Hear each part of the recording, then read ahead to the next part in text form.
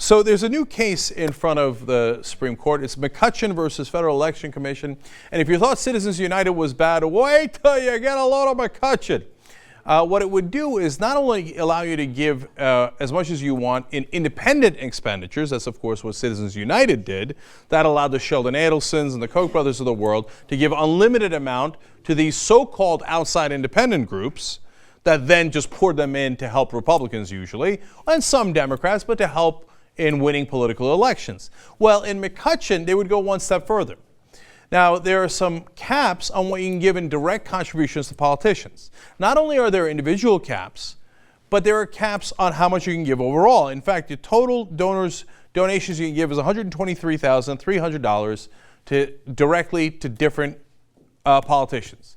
In McCutcheon, they're arguing there should be no cap, okay?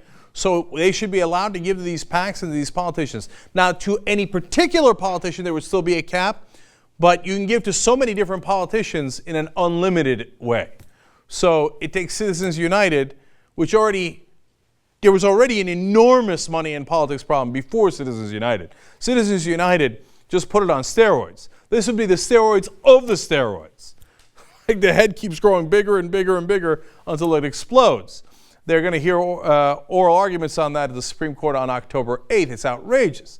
Well, at the Constitutional Accountability Center, Larry Lessig, who's the foremost expert on this, Harvard Law professor, got together with Elizabeth Warren, of course, the Democratic senator from Massachusetts, and they had some very interesting things to point out. First of all, Larry Lessig pointed out that there were 325 specific instances of our framers using the word corruption when they were framing our Constitution.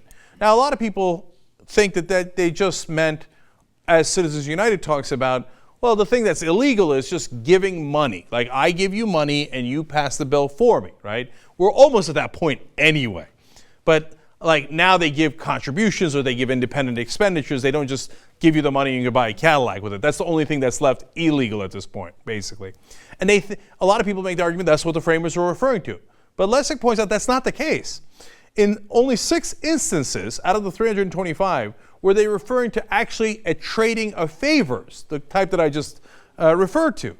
In 29 different instances, they were actually referring to improper dependence. In fact, actually, let me give you one other example of his count of the 325 instances of corruption that the framers talked about back then. He said 57% of the mentions of corruption were about institutions rather than individuals. So what he's saying there is, look, it's not like the framers didn't understand the issue. 6 different times they talked about, hey, you can't trade favors. But largely, they talked about how institutions can corrupt Congress, like, for example, corporations, an institution in our time that are corrupting our politics by giving unlimited money right now in independent expenditures. And even when they were giving limited money in independent expenditures, it was grossly corrupting our government, and now they promise to do even more to create a certain dependence. And that's exactly what the politicians have right now. They depend on their donors. 95% of the time in House races, the guy with more money wins. So he is dependent on the donors, not on the voters. In fact, Professor Lessig points out in Federalist 52, James Madison, who would be, by the way, the actual author of the Constitution, wrote that Congress should be, quote, dependent upon the people alone. Are they now dependent upon the people alone? Come on, you would have to be blind, deaf, and dumb to think that. They're obviously, at the very least, also and significantly dependent on their donors. And their donors are not necessarily just the representative people of the country. In fact, in Federalist papers, James Madison also said, the people on whom the branch depends should not just be the rich more than the poor. So he's saying, shouldn't be the rich more than the poor. It should be equal. It should be dependent on everybody, the people. And right now, obviously, the rich and corporations have far, far greater power than the average voter does, and Congress is dependent on them and not on us. Then Elizabeth Warren spoke, and she warned of even greater danger if McCutcheon passes. Let's watch. Money for vote exchanges are not the only threat to our political system. Most deep pocket corporations don't need to be so crude. The power of well-funded special interests to blanket our politics with aggregate contributions tilts our democracy away from the people and toward the powerful. If the court continues in the direction of Citizens United, we may move another step closer to neutering Congress's ability to limit the influence of money in politics, and another step closer to unlimited corporate contributions given directly to candidates and political committees. We face a clear danger. Look, she said it exactly right there. A clear danger. That's exactly what lies ahead of us. In fact, we're in the middle of the danger as we speak. We have these congressmen and most of the senators, obviously, Elizabeth Warren being an amazing exception, and that's why so many people in this country have gotten behind her, and they rally when she talks of these issues and talks of them strongly. But the overwhelming majority of senators totally depend on those corporations for those dollars. They can't win otherwise. Now, of course, we can change all of this. Anybody know how? Well, you got that right, wolf-pack.com. All right, listen, look at Wolfpack.